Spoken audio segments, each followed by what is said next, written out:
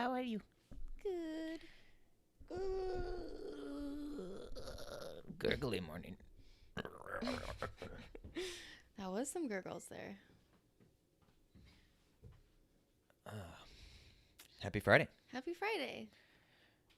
How is your morning? Did you sleep well? I did.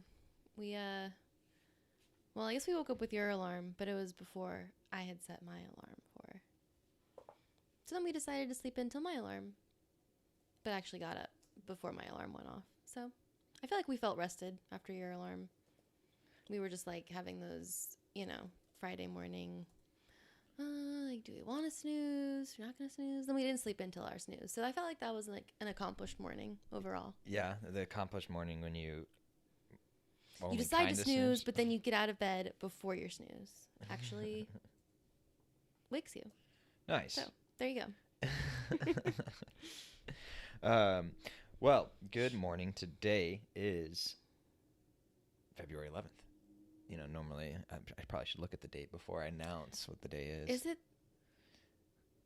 the 11th or is it the 10th? I see two separate electronic devices telling me it's the 11th. It's the 11th. So hopefully, Perfect. unless we've been, hacked or whatever. Oh, no, I just didn't see that. Yeah.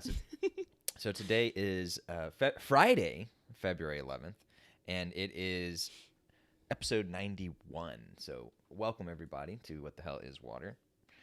And yesterday was episode 90. So yesterday was a bit of a different episode. It was me by myself talking. Was that the first one I've done? I think so. Solely by myself.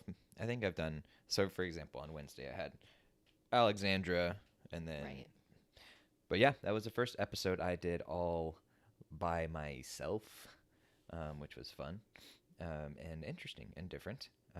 And one of the things about it that made it a little different was me being very vulnerable and emotional. Well, I thought you did a fantastic job. And, we were also talking about last night how, like, I don't know why we were watching a episode of Queer Eye, and the woman who was having her life made over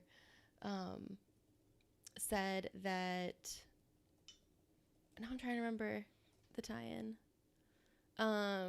Say it again, Queer Eye. Yeah, and she was having her like culture session with Karamo, and she apologized for crying. Oh, right.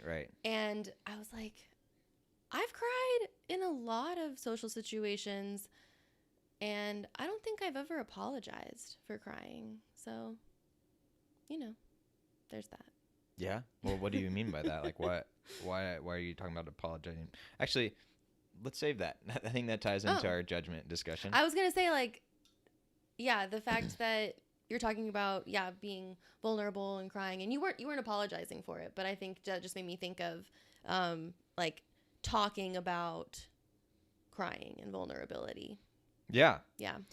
Yeah, so, real quick, we'll just give the recap for today, and then we'll jump over to our discussion today, which is related, as Danielle was pointing out. So yesterday, the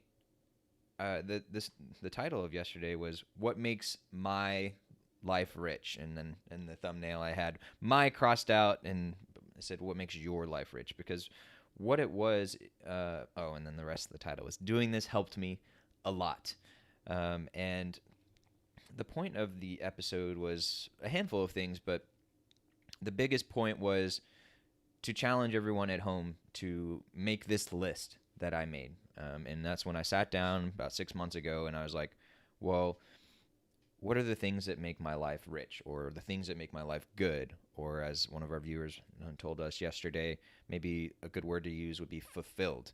And, I talked yesterday about how I kind of hesitated with the exact terminology of the list because, for example, I think I started out with things that make my life, and I'm like, well, I don't really like the emphasis on things, and I was like, I could use stuff, And then I was like, well, what should that last word be? Should it be happy? Should it be good? Should it be rich? And I wanted something that that implied like there's more to it. There's depth to it, and it's not just surface level.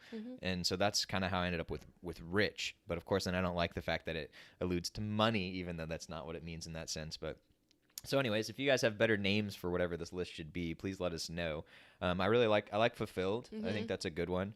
But the idea of this list was I sat down 6 months ago and I wrote, I said, okay, well, what are all the things that I really like about my life? What are the things that make my life good? What are the things that, when I'm on a high and I'm feeling great, like what are all the things that are making me feel that way?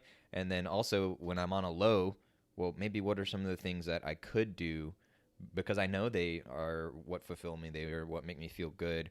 And they're what make me, have a satisfied, full life. And a lot of times when I'm feeling low, I'm not doing those things. And so by having this list, and also I've taken some of the things from that list and I've put them up on my wall as little drawings, so they could be kind of constant reminders. I've realized that I hadn't been looking at my reminders very much, and that's because they're white on a white wall, so they don't pop off the wall, they don't grab the eye. So I have plans to upgrade that and make them colorful, make them more easy to see. And then also I just added a sticky note earlier this week that says, look up. And it's funny because we watched the movie Don't Look Up earlier this week. Oh, hey, buddy. You want to get up on the couch? Oh, your tea's back there. Be careful. Oh, okay. Okay. Please hold. We have a dog situation here. Come here, buddy. Get on up. Bring your dental up. treat. Yeah. There you go. Come on. Here, you hold that. Okay. And I'll finish this recap. Okay. For those of you who are audio only, you guys got to come see our dog, Lincoln, at some point. Right now, he's climbing up on the couch because he's a cute little dog, and he's a lassie. He also known as a rough collie as his breed. Literally the most complimented thing I've ever been around. Yes. And I'm not exaggerating when I say I don't think I've met somebody who doesn't like him. So on an episode of Judginess and Judgment, of course, I think it's good that Lincoln's here to remind everyone.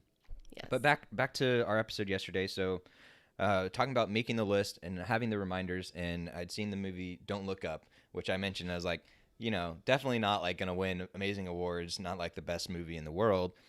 But they had a message, and, at some points maybe it was a somewhat thinly veiled message, and then other points, especially towards the end, it was very much in your face. It was like, hey, bang, bang, bang, this is the message. We've got it good.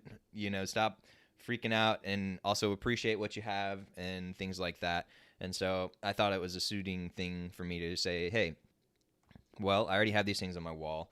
I spend so much time looking down at my laptop and my screen. Well, not really down because I've got a good ergonomics at it. Yeah, I was going to say. But eye level. kind of down. And, if I just tilt my head up another little bit and focus on the background, that's where I have my reminders. But often I'm not doing that. And so I put a little sticky note under my laptop that says, look up.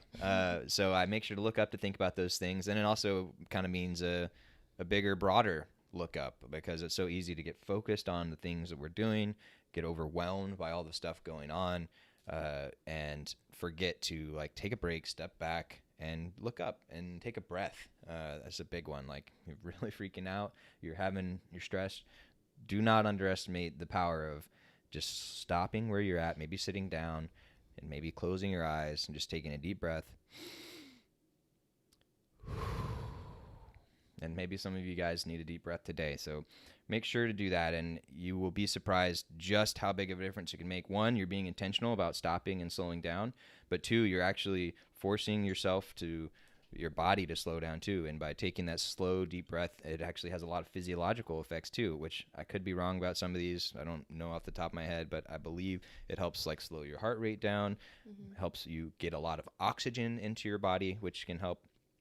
Again, not a doctor quoting those things from memory, but it definitely can help to just slow down, take that breath.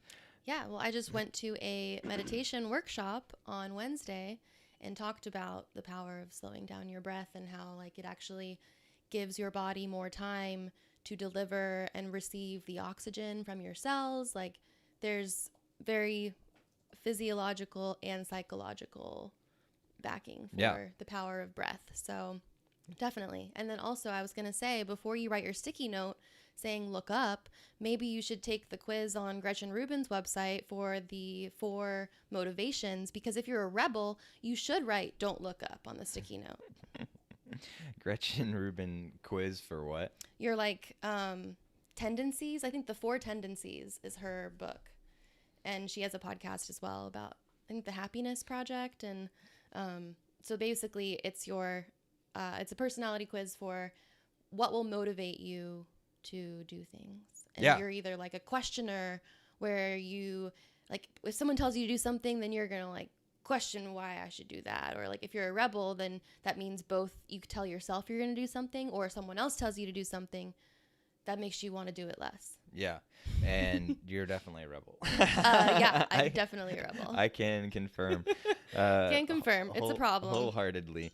Yes. And I'm very glad you brought that up, because I wanted to point out that I thought it was ridiculous to put up these little things on the wall. I kind of rolled my eyes at this, and I never thought I would do something like this, but I actually think it's nice, and it's actually has been helpful, and it's subtle enough and tasteful enough to where like it doesn't like detract from like my room or whatever. And it's a point of conversation. So if someone comes over and they might see it and they may be like, whoa, what's that? And then that's a conversation I'm now having with that person about, hey, here's one way that I'm, making sure that I'm one, keeping a good mental health, but 2, staying positive and staying from a place of gratitude and things like that, which there's tons of science behind all the benefits of that, right?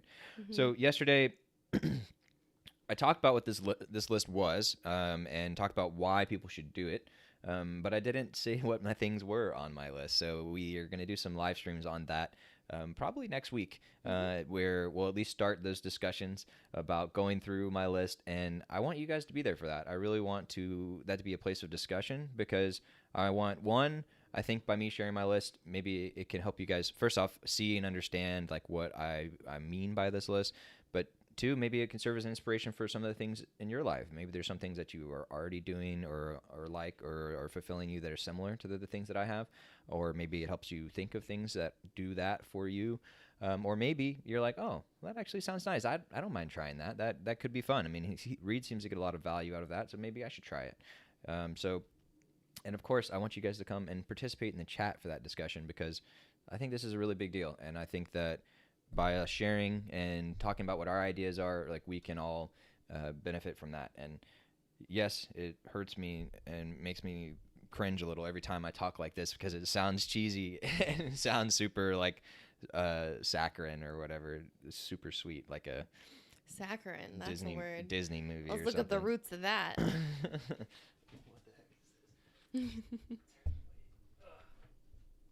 All right, a distracting device in the corner lighting up. So in addition to the list, I also talked a little bit about some of the struggles that I went through with this company, and talking about how in creating and producing content, one of the things that is troublesome, especially as a hypercritical dude, is I see all of the small things that are wrong with the thing that I'm creating. And a lot of times that leads to me not sharing the thing. And of course, this kind of goes hand in hand with judgment, because at the end of the day, the reason that I am worried about all of the bad things is because I'm inherently worried about what other people are going to think, or maybe that affects whether or not they'll look at the thing, whether or not they'll get value out of the thing, whether or not they'll then engage with our company, right? I don't want people to write off the company from their first impression. And as a brand new company, this is a tough thing, right? I want the first impression to be a strong one, and I want it to be one where people think and engage and want to do more, because at the end of the day, this company is all about helping people with their lives. And that's one of the cool things about this company. It's kind of unique in that everything we do is literally to help you become a better person and live a better life. And, and across a whole bunch of different areas. So I'll leave it at that. But yeah, so just the website is not up as of right this second. So if you're watching this live or within the next day or so, it may not be there. But the website is helpfulforlife.com/make-the-list, and that is where we will talk more about the list. We'll include links to all the videos we talk about it, and also we will help guide you guys through making this list. And we'll give you a variety of different options to make it, to find the one that helps you the most, because we recognize you guys are different, and some of you could benefit from doing it and engaging with it one way, and others another way. So we're going to think that through, put that on the website, and then engage with you guys as y'all make the list. So with that, let us jump to our intro.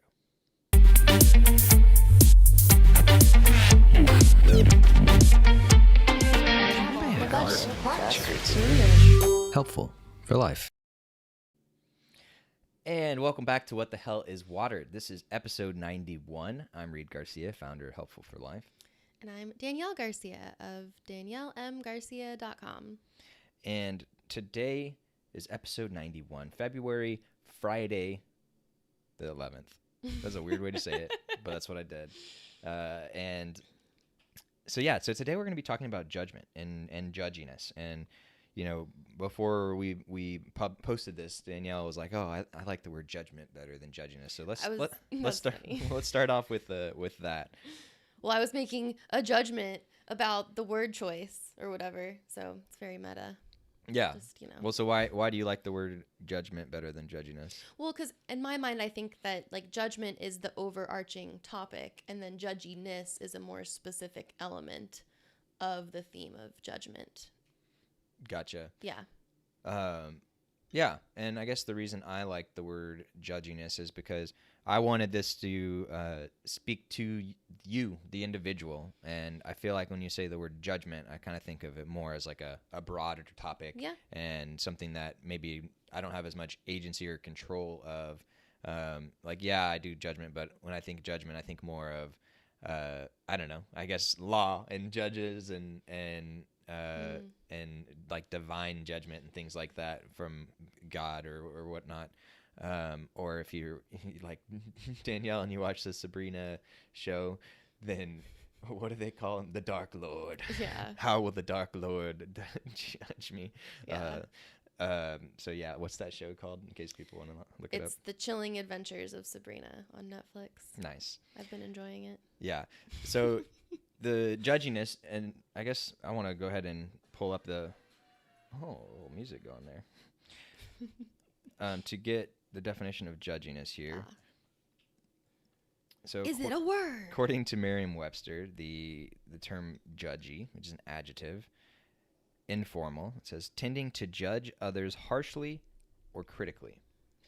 And also that definition to me has that connotation that I kind of wanted to make sure we talk about, because to me the main two types of judginess that I'm concerned about are, one, how much we're judging other people, and that could be people, it could be companies, it could be celebrities, it could be friends, family, and then the other angle is talking about judging yourself. And I think that's a really big one, especially in this day and age, and I think they both enable one another, right? If you're being super judgy of others, then that is inherently, I think, going to make you more likely to judge yourself.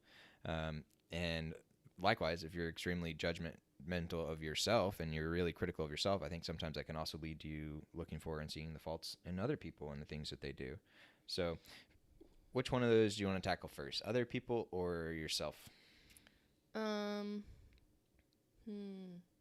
Maybe self? Yourself? I don't know. Okay. Well, you don't seem to have that strong of a sway. So let's start with others, because Okay. I think a lot of times being judgmental of ourselves starts with other people being judgmental of us and also of others. And so one of the things that a lot of us may not realize is how often we're judgmental of others, and how often maybe we even have just like a side comment or something like that that we don't even intend to be judgmental about, but it can be received as judgmental. And so this makes me think of a story where we were playing a game at one time, and it was a game where you like write in answers, or it was code names. That was the game. Oh. Yeah. So this game called Code Names, and basically the purpose of it is, or the way you play is, you have a grid of words, and you're trying to get people to guess the card, or guess only your words without guessing the opponent's words. And so you have to use essentially a code word to say, oh, brown 3. And then you got to look at all of the cards out on the table and determine, okay, that one has to do with brown, that one has to do with brown, that one doesn't. So you got to want to try and pick the ones that make sense. And we were playing this game one day, and somebody was like, oh, surely they weren't talking about that. Who in their right mind would use that clue or whatever? And again, like, that person had no negative intentions at all, and we kind of laughed it off, right? But I thought that was a really great quote, right? That who in their right mind? Because I feel like that's what a lot of us think a lot of times, and that's what leads us to kind of have that judgy mindset. And it's like, oh, well, who in their right mind would do that thing? Who in their right mind would say that thing? Who in their right mind would live that way, or would believe that thing, or dress that way, and or talk that way, right? All of those types of things.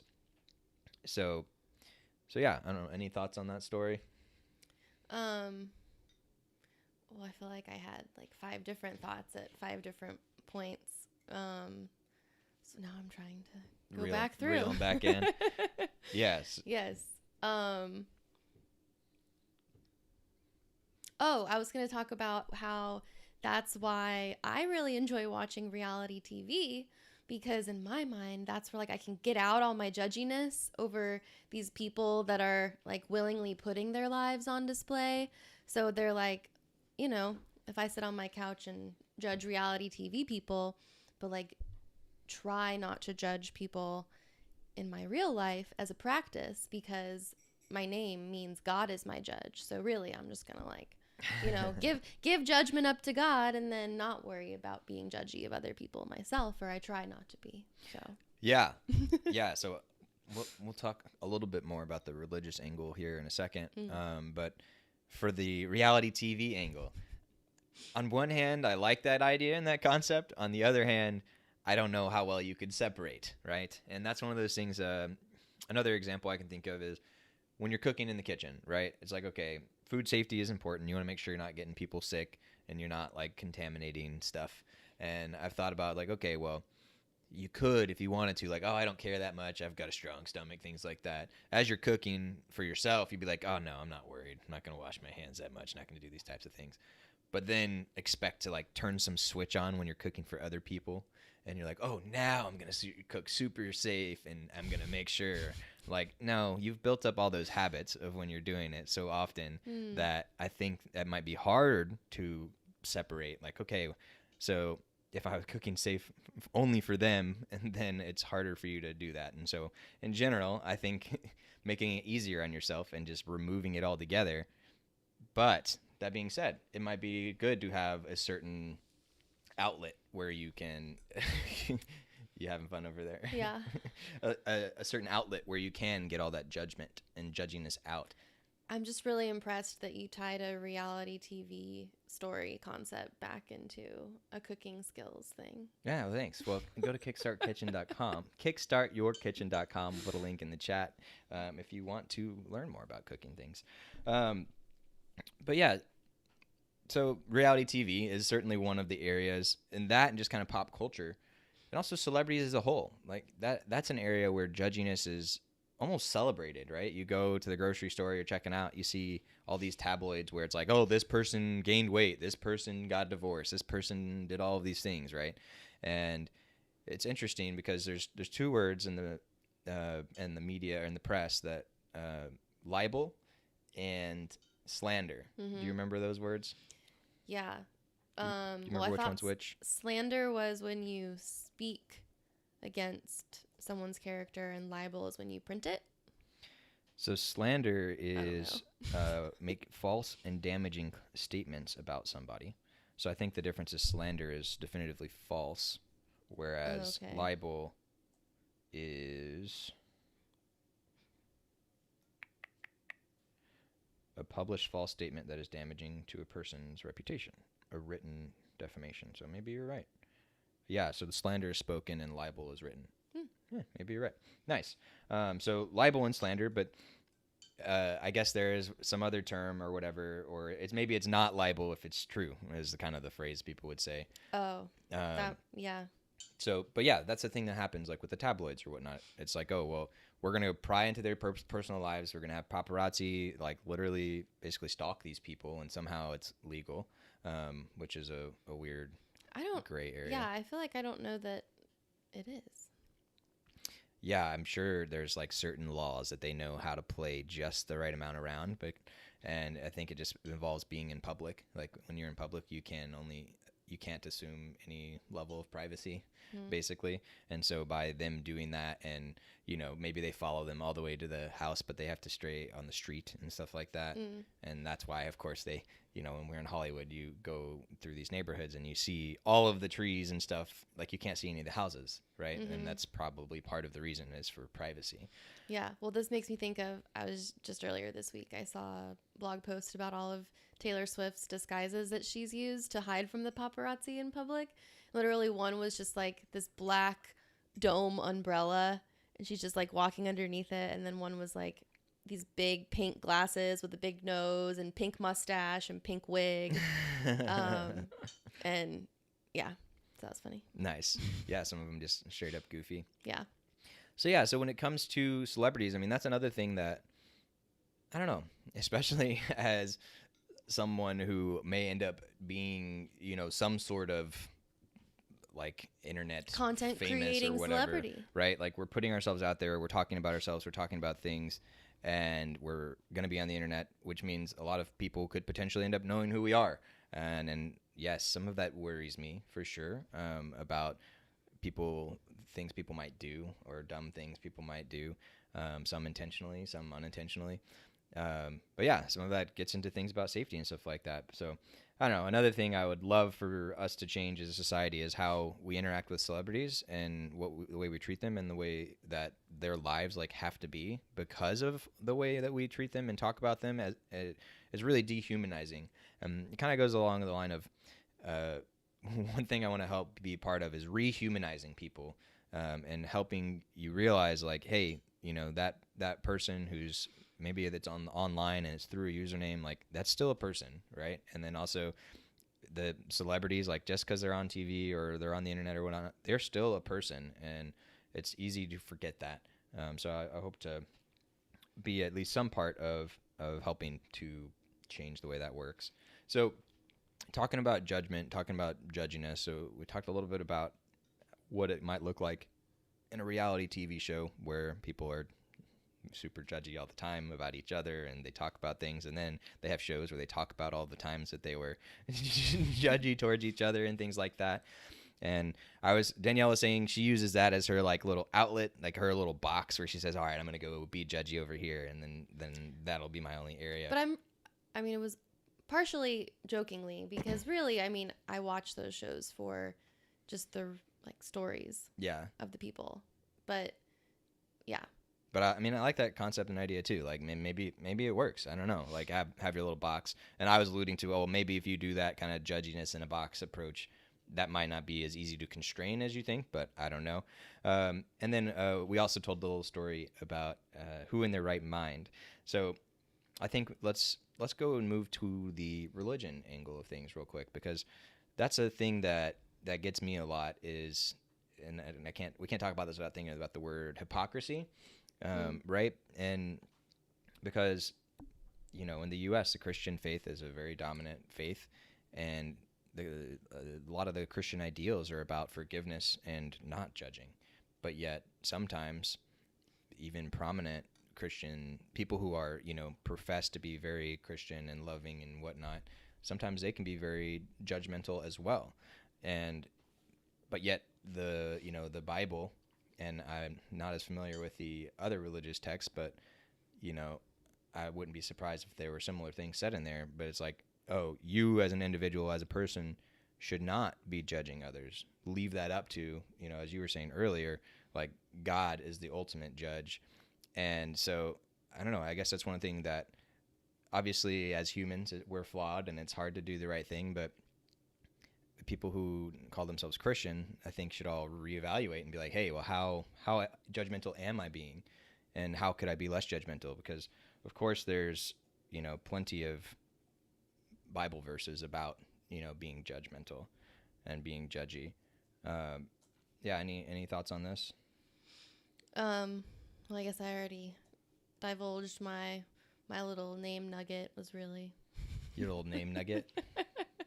that Danielle means God is my judge. Oh, well, really, nice. because Daniel is where the story of Daniel, where that meaning came from, and then Danielle is the same meaning, biblical meaning as Daniel. So. Do you know the story of Daniel off the top of your head? It's okay if you don't. Nope. Okay. So I'm just something about a lion's den. Nice. So I'm just on the website openbible.info, so I've not vetted that these verses are, exactly correct, but this is supposedly from the ESV version of the Bible. But there's 20 Bible verses about judgmental people, and we'll share that link in the chat. But I'll just read off a couple of them. Matthew 7:1, judge not that you be not judged. Romans 14:4, who are you to pass judgment on the servant of another? It is before his own master that he stands or falls, and he will be upheld, for the Lord is able to make him stand. John 7:24, do not judge by appearances, but judge with right judgment. And John 8:7, as they continued to ask him, he stood up and said to them, let him who is without sin among you go... Let him who is without sin among you be the first to throw a stone at her. And then, of course, there's the one that definitely comes to mind for me, which here it is. And this is the full Matthew 7:1 through 6. Judge not that you be not judged, for with the judgment you pronounce, you will be judged, and with the measure you use, it will be measured to you. Why do you see the speck that is in your brother's eye, but do not notice the log that is in your own eye? Or how can you say to your brother, let me take the speck out of your eye, when there is a log in your own eye?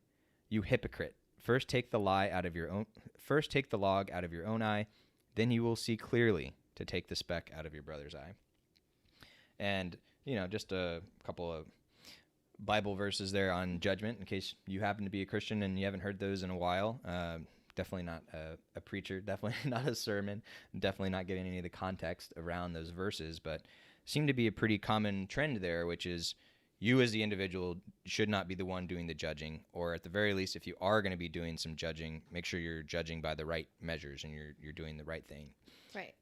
So I guess, Danielle, this kind of leads me to the next question, which is, like, why and when is judgment and judginess a good thing? Like, should it exist at all? Is there any benefit to it, or do you think it's all bad stuff? Well, I was just going to say that I think talking about the necessary judging that happens, I would think like, oh yeah, the law of human society and needing to,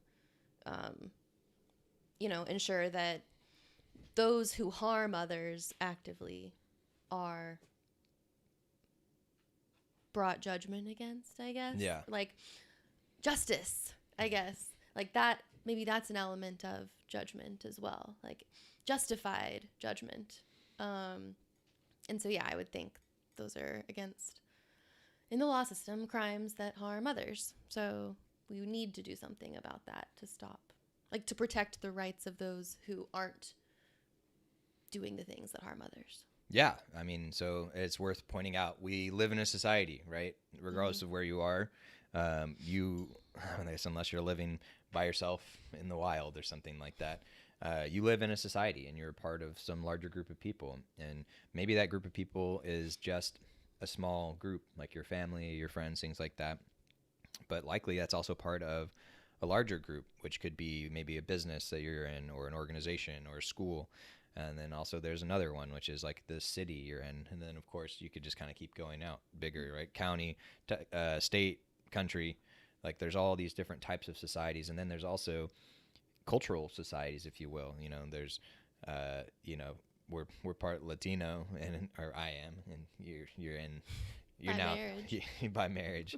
It's like, oh, well, there's this Latino side of culture, right? And there's not as much, or there's like a Southern, type of culture. There's a Texan type of culture in society, and culture and society, I think, kind of go hand in hand. And with society and with culture, there are kind of norms, right? And there's kind of things that are expected or whatnot.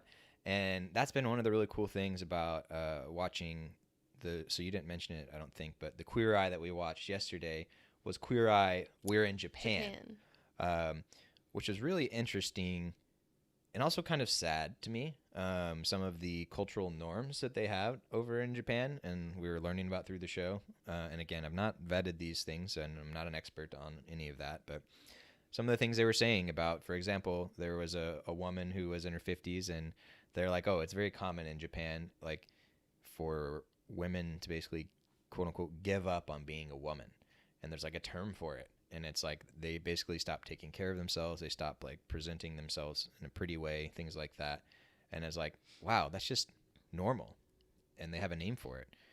And then I was like, well, at least they have a name for it, because I think that thing probably happens a lot here in America as well. It's just not maybe recognized with a term, at least that I know of.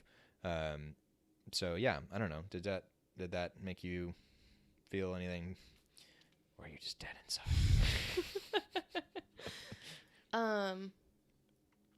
My mind was wandering. Yes. No, that's okay. But anyways, one of the cool things about it being in Japan was being exposed to those other cultural norms and things like that, because I think that's an easy thing to forget. Like, we feel like we need to be a certain way. We feel like we have to do things a certain way. But the way you feel that pressure, well, it's easy to forget that's about the people and around you, and those ideas and those expectations are formed by you because of the inputs that you've gotten. Those could be from things people said, those could be from the actions people are taking, that could be from the shows and the movies you watch, those could be even from things like, if you have a place of work or a school and they have certain expectations for your behavior or what you should wear or things like that. All of those things are society's way of telling you how you should be. And I think one of the big things about helping to remove judgment is helping people to be more comfortable just being themselves and not having to filter themselves so much. And that was one of the things that we've talked about before on the show a handful of times, is how, we start out as kids. We're all like bright-eyed and bushy-tailed, and we're creative, and we're explorative, and we're wondrous, and we're like asking all these questions, assuming. And then there's also, like, there's the cute little snowboard dude that you showed me yesterday. We're gonna have to share a link for that, but you can probably Google it. It's a 4-year-old Stegosaurus snowboarder. Yes. And they put a microphone on him, and as he's just going down the slopes, he's just kind of like singing, and he's like, if I slip and fall, it's okay. We all fall.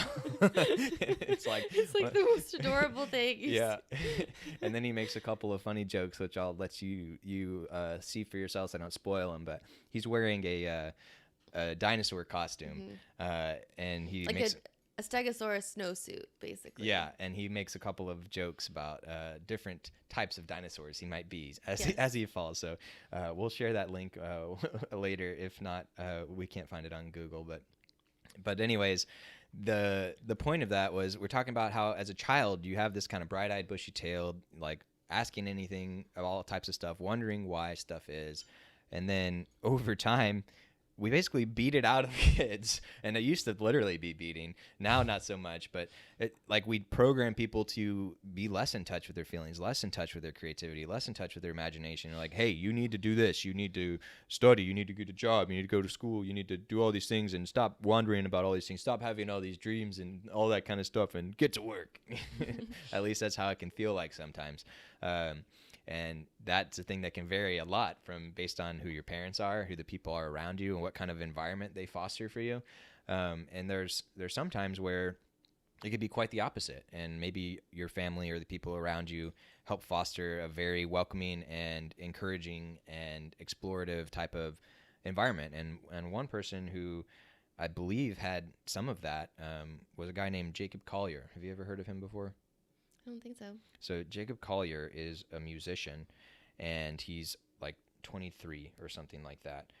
But he's already has 4 Grammys, and I think both his mom and his dad are in the music world. There's some type of composer or playing instruments or whatnot. I can't remember off the top of my head, but they encourage Jacob to explore and to learn, and now he knows, I don't even know, probably like 60 plus instruments or something like that, and he composes all of these musical masterpieces that incorporate all of these super technical music theory type of things, and he's kind of like a savant, and he can do all of this stuff, and also he knows the things so well that he can do some of the things live, basically compose and direct an orchestra live. There's this cool video that I'll share here in a second where he went and did a week-long residency at MIT, and there's a video called Imagination Off the Charts. Jacob Collier comes to MIT, and we'll share that in the chat now. And basically he went and he spent a week at MIT, and they created music together. And they had, I don't know, somewhere between 50 and 200 students who were all, some of them were singers, some of them played various instruments. And they created some performance together. And there was also a guy who was working like the technical angle where he was like, he helped create a special computer connected to a keyboard where Jacob could sing and then he could play the piano and it would harmonize himself as he was going. So he could be like, oh yeah, and he'd have like, a chord playing, and it would be like 10 of him. It would multiply himself. Does that make sense? Yeah. Yeah. So anyways, the reason I brought him up is because I believe it's in that video that he also talks about how he was raised and how he got into and explored the musical world, and he said that his parents never told him to practice. They never told him to practice an instrument. Isn't that interesting? Yeah. So they just said, like, go play? Basically. And that's been a kind of a thing that I've learned a little bit more of over the last year. As we've talked about with Writer in the past, we have a little mini-series called So Good They Can't Ignore Your Range, because we read 2 books with the Rome Book Club. There was So Good They Can't Ignore You by Cal Newport and Range by David Epstein. Those are the 2 books, and we'll include links to those in the chat. And we read both of those books and we talked about them. And So Good They Can't Ignore You is about the concept of, hey, you should go deep. You should develop. You should start early, and you should focus in one thing and go deep. And that's the way that you do great things. Mm-hmm. Whereas Range is about, no, stay shallow, and you go and you get a whole bunch of experience in a wide variety of things. And that's the way that you progress. And so by reading both of those books in parallel, we found out, 1, some of the similarities of the things that they were talking about, and 2, kind of the natural truth, which is, yeah, you can do it both ways. You can also kind of incorporate a little bit of both. And there were good takeaways from that. But one of the terms that came out of those books was a term called intentional practice. And that's where you sit there and you focus, and you aren't just like doing the thing, but you're like intentionally trying to like get better at it and stuff like that. And so in the book, So Good They Can't Ignore You, they look at a couple of people.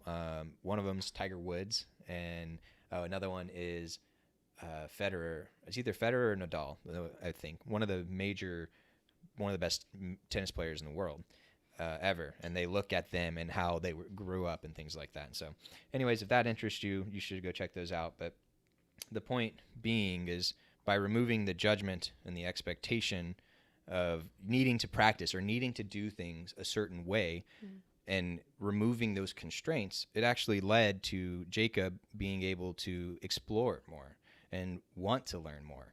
And another big lesson that I've learned over the last year especially is, if you want to do something, if you want to progress in something or whatnot, you want to make it fun, because if you enjoy it, you're going to be a lot more likely to do it. Like if you're dragging your feet every time you got to go do a thing, or you're rolling your eyes like, oh, I don't want to do this. And I could definitely relate, because, I grew up, I took piano lessons and I took guitar lessons, and I hated practicing.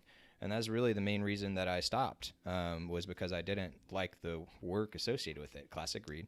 Yeah, well, that's actually makes me think about when I took voice lessons, because I had a weekly voice lesson, and then I was supposed to like practice vocal drills every day and record myself practicing, and then like show my teacher my tapes at my next. And I was like, I hate this. I just want to sing in the shower and sing in the car, and like I don't need to practice singing. I just want to sing. Like, so that's um I forget how we tied practicing into judgment, but Yeah. I guess. Well, no, it's because, it's about expectations as well, Mm. which we have a episode on expectations as well that we'll link in the chat.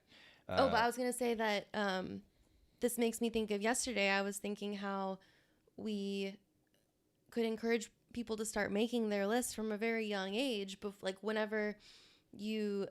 And it was so crazy because later on in the day yesterday, I saw someone else share about like making a gratitude list and giving yourself permission to chase your joy and your passion, and like wake up and say like, what do I want to do today to make myself happy, and give yourself permission to do those things. And like, and yeah, making a list from the time when we're a child, when we can just say like, what what do I want to play with today? Like, and then, not adding on those layers of expectation of how you should do something. Yeah. And another thing that I want to talk about, but we can talk about in a second, is guilt, because it goes hand in hand with all of this as well. Is because you feel like you have expectations of other people, or you're worried about what other people will think. And of course, we need to acknowledge, like, some of you out there there's a term called a people pleaser, and which means that you basically really want people around you to be happy. You really want them to like you. And, in some ways that can be a good thing, but in other ways that can be a very bad and a very damaging thing. So if that sounds like you at all, if you think you're a people pleaser at all in any way, make sure to look it up and be like, the problems of being a people pleaser or something like that. And you should also check out our episode with Known Wells, and we'll share that in the chat. And he has a podcast called You, Me, Empathy. And that's one where he talks about, I don't know if each one he interviews somebody or not, but he talks about a lot of mental health issues that people go through, and talk with them so you can hear like, oh, what it's like. And I think it's very valuable, especially if you're someone who hasn't really explored yourself and thought that much about yourself before, about why you are the way you are, or why you do things a certain way, or why you feel a certain way, or things like that. It can be really powerful to listen to something like this, where you can hear somebody else explaining what things are like in their life and why they feel the way they did, and some of the problems that it led to, and then also some of the changes that they make, and some of the techniques that they can use to make their life better and make themselves happier and more joyous. And so I want to make sure to mention that because it popped in my head, but I also want to make sure to reiterate what Danielle said, which is you can choose to inject joy into your life. And that's something that I feel like a lot of people either don't know or they forget. And then it's like, oh, well, man, I'm sad all the time. I'm depressed all the time. Nothing is good. All these types of things, which is a very easy thought pattern to slip into. And some people have chemical imbalances that make that even easier to do. So especially if you've not considered getting help from a psychologist or psychiatrist or therapist, like, please consider doing that. And that's another thing that people feel like they'll be judged for. I'll say it here. I've said it here before. I'll say it many times again. Very much about preventative maintenance instead of something breaking, right? So one big example is with marriages. A lot of people, they don't go to therapy until like it's almost too late, and then they try too little, too late. Whereas if you start earlier, when you're quote unquote healthy or closer to healthy, and you just start establishing and working on it today, before you have some big major problem, well, then maybe you'll never have that big major problem. Maybe you'll never have that big major breakdown. Kind of like a car. Like if you change your oil regularly, that's good. That helps your car work better overall. If you don't change your oil, like one of my friends, then your car stops all of a sudden, and you might totally car because you forgot to change your oil, and it went completely dry. So we're talking about judgment, and definitely getting into some rabbit holes. So because there's a lot of connected topics here, but one of the things that we were just talking about. I put a pen in it, but I wanted to come back to it. Any chance you remember what that was? No. No. Not a chance. Didn't think so. Okay, so judgment, expectations, and then there was another thought or feeling that was kind of associated with those things where it's like... Oh, guilt? Guilt. Yeah, so let's talk about guilt, which comes from expectations and judgment. And I want to talk about 2 examples of guilt. One was a term I hadn't heard before until a couple weeks ago. I was talking with a friend, and I was like, hey, man, like, you seem like you're kind of stressed out lately. You got a lot going on. You're working from home, which a lot of us are, but this person has been doing it for a while. They've got multiple kids. They've got a house that they've been, doing a bunch of projects and work on. They just moved. Like, they had all this stuff going on. I'm like, when is the last time you've got out of your house? And like, I encouraged him and I challenged him, like, look, dude, I think you need to try and schedule 3 half days a week where you get out of the house and go work from somewhere else. It could be from a park, could be from the library, could be from a coffee shop, could be from your car, could be from your porch. Just get out of that environment that you're in, because I don't think people realize how big of an effect the environment can have on you. And a lot of times, if you find yourself like feeling really down or mad or sad or whatever you're feeling some strong feeling, and you're like, keep feeling it, and you're like, well, why won't this go away? Well, one of the things you can change is your environment. And just by getting out of whatever space you are, like, maybe you believe in the mystical or spiritual side, like there's literally negative energy in a space, right? But maybe you don't believe in any of that, but it's just, as I'm going to the bathroom, I see, there's those clothes that need to be folded. There's that, Lincoln hair that's on the ground that I need to sweep up. And, there's that thing that Danielle said she would do, but she never did. And like all of these small things are just like little triggers. And so if you're living in that environment all day, every day, you're making a judgment about your environment affecting mute mic two, your mood. Please mute. So you can Producer! just choose not to make those judgments?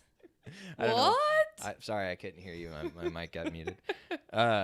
But yeah, so as you're living in that environment and maybe you're trying to work, but it can be hard to even focus on the thing that you're trying to do because you're so used to, and you've built up that pattern almost even of quote unquote failing or feeling bad in a certain spot. And you have all these triggers that make your mind go a certain way. Well, guess what? You can also have things that can trigger your mind and your body and your spirit in positive ways. And also, by the way, if you involve nature, like that's a good way to do it as well. And so maybe that's like, go and sit out on a park on a bench. And also, by the way, if you haven't tried it in a while, try working without a laptop for a little bit. And I know some of you roll your eyes like, oh, Reed, I can't do that. Everything's connected. Everything's digital, blah, blah, blah. Yeah, I'm an electrical engineer. I love computers. I have a laptop there, a laptop that I've lent to a friend. We got an iPad there, iPhone here, iPhone there, iPhone there. I've got all the gadgets. I've got all of the technology. But one of the things that I've learned from Danielle is I've seen her like, I've kind of tried to judge and push you, and she does need to change a little bit. But of like I'm like, how are you? Like, you just left for a couple hours. You didn't even take your laptop with you. And she's like, well, I have my journal here, and I'm writing in there, and I'm thinking, and I'm planning, and I'm doing all these things that you don't necessarily need to be in front of a computer to do. Because some of it is, the definition, and I don't even know if this is true, but I've heard it many times and definitely repeated it, is the definition of insanity is doing the same thing and expecting a different result, right? And so sometimes it just takes you changing up your environment, and that's an easy thing to change. You just grab your stuff and get out. So the term, again, long meandering rabbit hole, was dad guilt. And so the reason this person hadn't left to go work from somewhere else was they were feeling guilty about leaving their kids, and like they want to be there for their kids. They don't want to miss their moments, right? As they're growing up, as they're learning to walk and talk and all those types of things. And I'm like, well, look, bro, like you're going to be a better you, and your time with your kid is going to be better if you intentionally get away, right? And another example is people who just get way too focused on their work and their work only. Basically, anytime people dive in and focus only on one thing, without recognizing like, hey, there's value in you doing some other things, maybe outside of your work, and filling up your cup in other ways that can allow you to actually do better, and be more creative and happier and more open to things by allowing yourself to experience things outside of just your work or just your family. Like another one is, mom guilt, dad guilt. So how does this mom guilt, dad guilt tie back in? Do you think it's coming from like self-judgment? I think it's a combination of both, right? I think it's people thinking that, one, like, I have an idea of how I should be as a dad, and how I've made the choice that I want to be the type of dad who's always there for his kid, right? And I want to be there for all of their moments, and I want to spend a lot of time with them and really be a big part of their development, right? So they have set that expectation on themselves, and maybe they've gotten that from other people in their lives, or maybe they've gotten that from TV shows, movies, or maybe they've gotten that from books they've read about how you should be a parent or whatnot. So they've gotten that from somewhere. But then at the end of the day, the important thing to point out is that they are the ones who are imposing that expectation on themselves. And that's where the connection between other people being judgy or judgmental kind of leaks into people being judgmental about themselves. And I think a big part, too, of people being judgmental about themselves is a lot of times they don't even realize that they're doing it. And they don't realize that that is the issue and that's the thing that's going on. And, I have another person that I talked to about getting out of the house, and had to work on them for months and tell them multiple times, like, hey, get out. Like, I know you may not think that this is the answer, but prove me wrong. Like, just get out and do it, and tell me if you don't have a change of mind. Like, what do you have to lose? And so that's my message to all of you guys. Like, if you are having some sort of issue, or you're stuck in some state where, probably negative, if it's positive, not necessarily the worst state to be stuck in, but change your environment and go somewhere else. And, it may sound silly, but take a different route to work or whatnot. Expose yourself to new roads, new houses. And that was something I did yesterday, because I had a dentist appointment, and then I was going to lunch with my dad, and I had like 30 minutes to get somewhere that would take me like 10 minutes. And so it was the first time in a long time I didn't turn on my navigation. I was like, I know roughly the right direction to go. And I just started taking these small streets and started kind of meandering through the neighborhoods. And it was really cool because I saw a whole bunch of things that I'd never seen before, which is interesting because I've lived in the city now for, I don't know, over 20 years. I can't do the mental math in my head right now, but something like that. And, but yeah, there's so many places within the city, like even within a mile of here, that I've never seen or I've never been. And so I was like, I've been wanting to be more intentional about that, but it's very easy. And it's like, oh, yeah, for me, I don't drive into work, but I drive to go play soccer every week. I drive over to go visit some friends and my family, and I take the same way every time. And so, and also usually it's the shortest way. So this time I had 30 minutes. I was like, I'm never early to anything. And I actually wrote a note. I was like, I have this extra time. I'm going to take this way, and I'm still going to be early. So I ended up being late, naturally, because that's what I'm really good at. In case you're here with us live, we started late today. Classic read. As my mom said, I'm going to be late to my own funeral.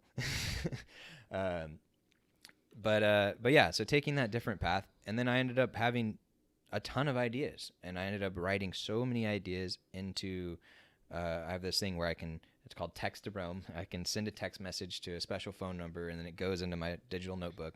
And so now I can go and look and see all of the things that I had thought of yesterday and all the ideas that I had, a lot of which you guys will end up seeing at some point.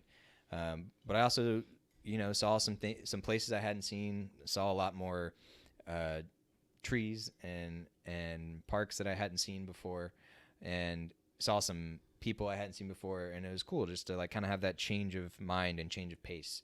And I'm not going to do that every day, right? Because there are times where you need to just be efficient and make that happen. But I feel like a lot of us don't take that time to intentionally be inefficient just to see what would happen. So meandering away from the dad guilt into encouraging people to get out, change their environment, and that could be useful. The other type of guilt that I had thought of or wanted to bring up was reverse FOMO. FOMO meaning fear of missing out. Mm-hmm. And reverse FOMO, the term I just made up, I have no idea if it's been used before, is when you feel guilty for your partner or someone who's with you or one of your good friends not being there with you. Have you ever felt that before? You're like, man, like I'm having a really good time, but I don't feel like I can have as good of a time because I wish so and so was here. It's okay if you've never felt that. It's not like a test. Yeah. I'm just trying to think. I don't know. Yeah. Well, that's okay. Also, I'm like, judgment. Sorry. No, you're good. Thanks for tying it together because, again, it's judgment, expectations, and I was talking with somebody else the other day, and it was like we were having a good time and hanging out and really enjoying ourselves. But then, the person, we kind of had a side conversation. It was like, man, I really wish so and so was here, and like I feel bad because they're missing out on this. And I was like, dang. I mean, like, that's nice and that's sweet, and I'm glad that you feel that and you want that person to be a part of it. Like, that's cool that's part of your bond. But also, like, they're not here. Like, enjoy yourself. Like, don't let that detract from your experience. And how is that connected to judgment? Maybe it's a little looser of a judgment, but it's like, in a way, it's like I'm judging myself for not including this person, I guess. Or like making or judging the experience based on a qualification that you're putting on it. Yeah. Maybe. Yeah. It's like, oh, it was a really good time, but, So anyways, just another little tidbit that shaken out of my brain. So when it comes to judgment and judginess, do you have any other thoughts? Well, I was going to talk about the Judgment Tarot card. Oh, yeah. Well, let's do that. So, there is a card in the major arcana part of the tarot deck that is called Judgment. And it's interesting because, here, you can hold it up to the camera closer. It's another card, like the two cards from our previous two readings, where there's like an angel over the top. So this Judgment is talking about Judgment Day, where the souls will be judged for their lives, I guess. And then so in the picture there's like an angel in the clouds and has a trumpet, and then there's these naked people who are on the ground looking up at the angel with their arms outstretched. And basically I feel like the card is talking about the eternal judgment of our souls on Judgment Day. So I guess is that like the apocalypse, the end of the earth, just whenever individual souls die. But yeah, that's very much talking about like the ultimate judgment, I guess. So and then I probably should look more up about the Judgment card and what all it's talking about. But yeah. Yeah, no, I like that. So what about for you personally, Danielle? I mean, what role do you think judgment has played in your life and who you are and who you present it as, and how has that changed over the years, you think? Let's, I guess, start out with one of those questions, which is... I feel like that could be a whole nother episode, basically. It probably could. But let's just at least start the conversation, and we can always put a pin in it and pick it up another day. And I guess let's start with, let me ask it this way. Like, do you think that judgment had an impact on who you are and what you expressed? I think that a part of like my decision making in designing my life is based around the value of like feeling free to just be who I am and do what I want. And like if that was like I've said before, if having my hair a crazy color or getting tattoos or dressing a certain way is gonna mean that I can't get a job or people would judge me in that position, then that means that I don't want that position anyways. Because I think a part of my journey becoming a more like confident adult person has been recognizing where, like, I used to be very concerned about what other people would think of me. And, like, I was quiet in high school and, like, yeah, I guess some level of shy. And now it's like, I feel like I just walk in a room and say whatever the heck I want and wear what I want. And, like, last year, especially in my time putting on workshops at the Millhouse Women's Co-working Space, where I taught a journaling workshop and then I taught home bartending workshops. And I feel like there was a time in my life where that would have been even more stress-inducing than it already was, just for the fact that I was, like, putting on an event for people, and I wanted it to be good. But there was a time where I would have been very, very concerned about how I appeared to the others in the room, just being up in front of people and talking and presenting on some level. And yeah, I think I have at least tried to been making more conscious decisions over the last 3 years, especially, like, what would I want in this scenario if there were no other opinions present? Like, if I was not worried about what other people would think, like, what would I do or what would I wear? And learning how to read tarot. That's something that I'm talking about, like, the kids playing and just doing things because it brings you joy and not worrying about how you should be doing something, or is this the most efficient way to learn how to play this instrument? That's how I wanted to learn ukulele too. Just pick it up and look up how to play some chords in a song, and then, like, oh, I don't want to be practicing how to play the ukulele. I just want to be playing a song and singing it. And yeah, so I think that is, I guess, the rebelling against judgment, or the care of judgment, is something that I've tried to be more mindful of, especially. Yeah, and I couldn't agree more. And the cool thing is that I've known Danielle since she was 15 years old. She's now 65, so she's now 30. And so, actually 14 years old, I guess we determined. Yeah, we were 14. And so it's cool because we've known each other now for more than half of our lives. We're both 30, and we've been together since 17. So we, as of July, it'll mark our 14th year as a couple, and in May it'll be 9 years that we've been married, which, different people have different thoughts about getting married young, but I think it's pretty impressive that we're 30 and we've already been married 9 years, and very happily so, I would say. And we've done a lot of work and exploration, especially over the last few years. And not only are these 9 years, but these 9 years are a lot denser than the average relationship. I would say it's not every relationship where you go and move into a 30-foot by 10-foot box and remove yourself completely box on wheels. A box on wheels, yeah. And remove yourself completely from all of the communities and stuff that you've established and go live on the road for a year. And then also at some point living with the in-laws for a couple months, dealing with some stuff, and then, dealing with a husband who quit his steady, stable job with a great salary to start a company, and then later you making that leap for yourself. So now not only is it an entrepreneur household, it's a double entrepreneur household with no stable source of income or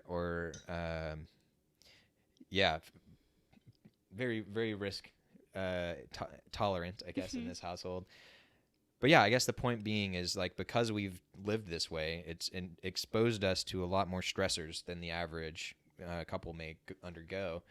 And that's been really good for us because we've had to work through those things. We've had to have those conversations earlier than other people have, and we've been able to grow and shift together. And we're definitely still not perfect, especially Danielle.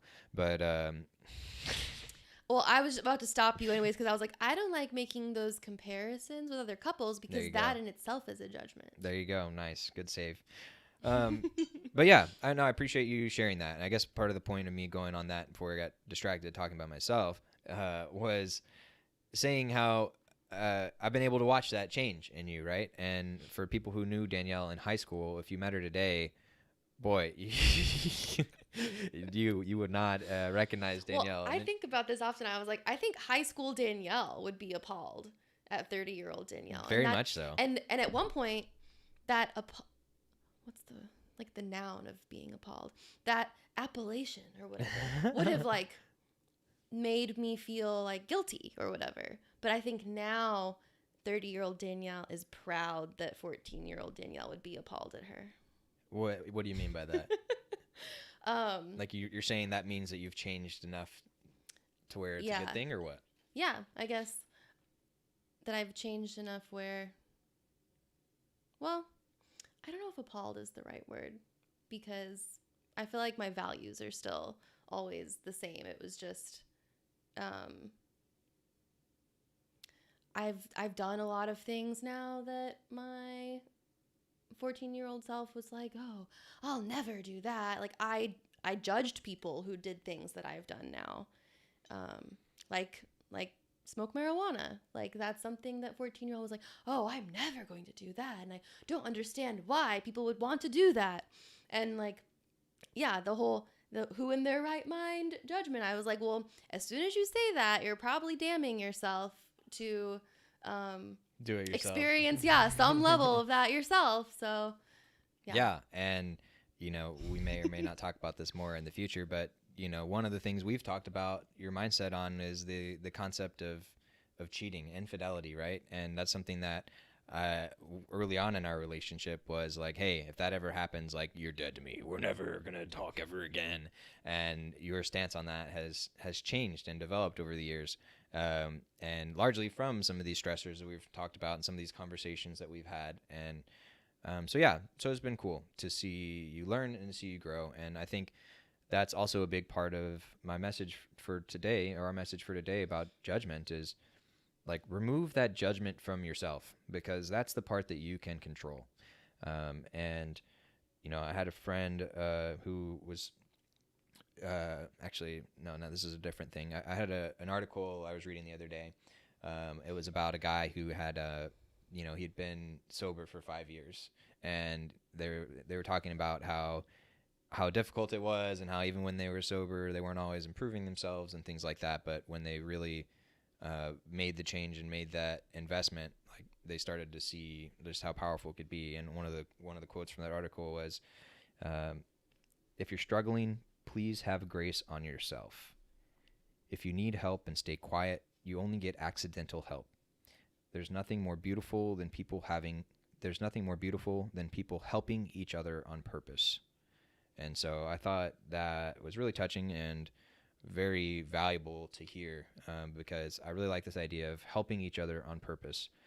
And obviously I started a company called Helpful for Life, so that's a core thing and a big value for me personally, as well as what I'm trying to do with this company.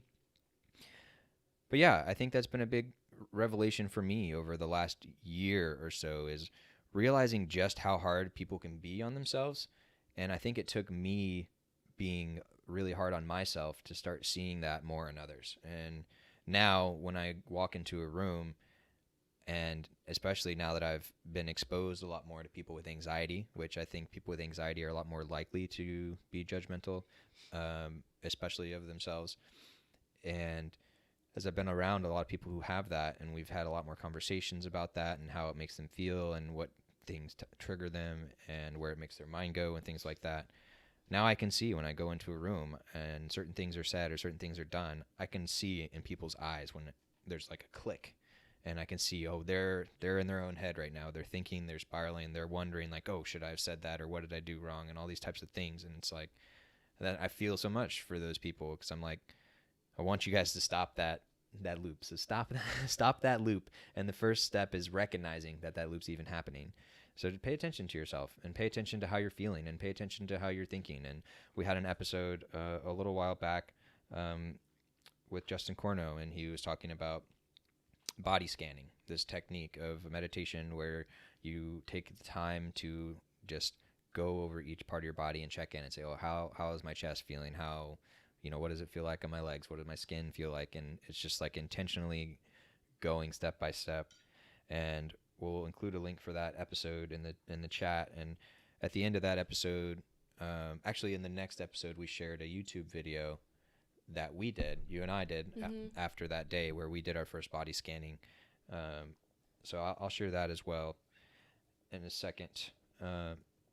But that was a really cool way, and I think it's a really great way for people to first try meditation, because I think meditation can be really intimidating, and like you have all these expectations and what it's going to be, and you may be judging yourself like I'm not doing it right, things like that. But you can do just a 1 minute meditation to start. Yeah, and so this just 5 deep breaths. Yeah, and this body scanning I thought was a really cool way to do that, and it kind of walked you through step by step, like, oh, focus on this, think on this, and go from there. So yeah. So I wanted to make sure to point that out, and I want to tell you guys to be less hard on yourself. Really is the main message, and be less hard and less judgmental on others, because, yes, the value of judgment is that, and the value of society and things like that is you help train out some bad behaviors and hopefully train in some good behaviors. But guess what? Society doesn't have it all right, and certain societies do certain things better and certain things worse, and so yes, we do need to exist around others, and there are some things we need to do to kind of go through the world. And sure, there are certain times and places that may be better for you to loudly express yourself, for example. But that doesn't mean you should never express yourself, right? And sometimes, even if it's just starting out in the comfort of your own home, that's a great place to start, because, another quote I really like is, wherever you go, there you will be, because you are inherently going to be everywhere you go, and you've got to live with yourself and your own thoughts and your own feelings. So the sooner you start to connect with those and understand those and be able to help, direct those a little bit, and know why they're coming and how you can deal with them, the better I think everyone is going to be. And the better each individual is, the better we'll be as a society. We'll fix some of these norms that need a little bit of readjusting. We'll be less judgmental. We'll be more welcoming and caring and understanding, and know that everyone has some sort of baggage. Maybe people have mental struggles that you have no idea about. And so one fortunate thing about COVID is it's started to help move some of these conversations more out into the open. And as things like depression and realizing that, oh, yes, we do need human interaction after all. My dad was telling me that some Democrats recently flipped on kind of their COVID restrictions. They're like, hey, like, we used to be really, really tight, but now it's like, you know what? There's all this damages that are happening to us as humans, as individuals, as a society, because we're not spending time with each other and we're not being around each other. That is very valuable and is worth, taking some of these risks for, because right now some people are just, falling apart from all this isolation. And I know it's been very hard for me, and I don't think I really realized how hard it was until I started to reflect and think on it. And I was like, you know what? I'm a guy who loves to be around people. I'm about as extroverted as it comes. I've never lived by myself, and we love hosting people, and we have parties all the time. And I guess, let me rephrase, we used to have parties all the time. And for example, the Super Bowl, which is Sunday, and I didn't even realize the Super Bowl was coming up on Sunday. Normally we'd be planning something and having people over, but just gotten in this mindset now where it's like, well, we can't have anyone over. So earlier this week we had some friends over and had a little weeknight hangout. And I don't remember if I mentioned it yesterday or not, but I'm also a huge fan of adult sleepovers, which is where you just go and hang out with your friends, and it could even be a work night. Like, especially if you're working remotely, like, get out of your mind that you've got to be doing it at your desk, at your house. Go do it somewhere else. That's the beauty of being able to work remote. Take it from the people who lived in an RV, who did the remote working before it was cool, and just know that, man, it's so much cooler when you're sitting in front of a lake, and yeah, you got your laptop and now you got to do some work, but you know what? When I got to go take a break and I can go walk around and through the trees and hear the quiet and hear the birds and see a bald eagle fly overhead, like that actually happened in Arkansas, like that was so cool. And when's the last time you guys have engaged with nature? Like, there's another one. So I'm going to get off my soapbox because I could be here all day. But any last thoughts on judgment before we go? Nope. Okay, well, the other thing was the body scanning link. I'll find that and I'll add it to the chat after. Oh no, it looks like we already had a lovely producer help out with that. So Wonderful. It's in the chat already. So thanks for adding that. And you guys have a wonderful Friday. I guess if we needed a challenge for today, does anything bubble up as a good challenge related to Well, judgment? I feel like, oh, well, you were saying like go get out of your environment, I guess. Yeah, That was I think one that's a thing good you said. challenge. Yeah, Yeah. I think a good way. Go, ooh, we should go work from the arcade today. Oh yeah, so that was an idea that we had, and we did it a few months back, which was we went and worked from a brewery for a day. Yeah. And we went to Deep Ellum Brewery for those who are in Dallas or have had their beer before. And it was cool. We sat out on the patio, and I took a couple of conference calls from there. And oh, another time, I was visiting my brother in Denver, and we went and we worked in a park, and we hung Put out up hammocks. in a hammock, and I was in a Zoom call, and it was like, you guys don't mind the background. We just here in a hammock, and of course, people were slightly jealous that they were inside. And one guy was in his basement, and he was like, "Oh man, I wish I was in that hammock." So this is fun and it's cool, and it completely changed the way we kind of felt that day when we thought about work. So I think that's a great first step for people to become less judgmental and to help remove some judginess, either of others or of yourself, is to change your environment. And being less judgy of others also comes from exposing yourself to more different types of people. Travel is a great way to do that. Exploring food and different cultures is another way to learn more about the people, rehumanize the people and not just lump them all in as, oh, they're that type of person, right? So change your environment. Go do that. Maybe it's just today. Maybe it's right after this. Just you go on a walk. Go down a street you've never gone down before. Maybe you go work from a park. Go work from a library. When's the last time you've been to a library? I mean, you might be surprised. Libraries can have, obviously it can vary a lot city to city, but at the very least, libraries are free, and they're a place you can go, and they're quiet, and they usually have internet. So they're another good spot too if you're ever traveling and you need a spot to go. You can go find a library. I was going to say there was like that gorgeous library with a super tiny parking lot that we went to in like somewhere around Boston maybe. And we just like worked the afternoon from this very ornate library with like this reading room that was it was like a museum in there, and like the building was very old architecture and like very ornate columns and crown moldings all throughout the rooms of the library. And and that was really cool. And I remember exactly what you're talking about, and is actually a famous writer, I think, that was from there as well. Was that nearby Connecticut when we went to the Mark Twain house, or no? This is outside of Boston. This is in the city of Lowell. That sounds familiar. Massachusetts. And let's see if I can find it. Oh, library. Well, I'll keep looking on that, and if I remember it, I will add it in the chat here during our post show music. And go ahead.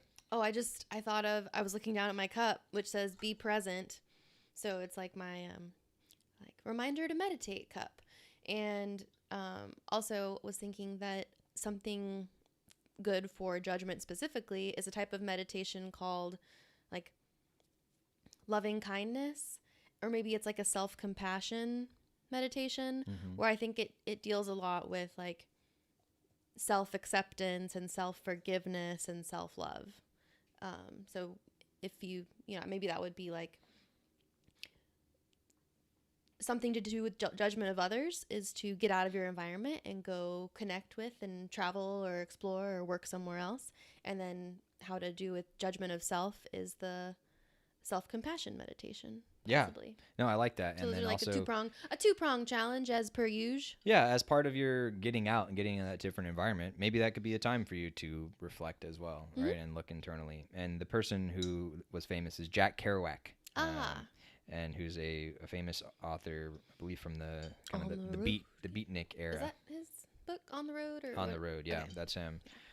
So, yeah, I mean, that was cool. We went, he was there, and like that, or I think there was, I can't remember if he was from there, but like there's definitely like Jack's corner in the library, and I think there's some statue of him nearby or something like that too. But yeah, so there's your challenge for today: be less judgmental, people. And other than that, Have a wonderful Friday and a great weekend.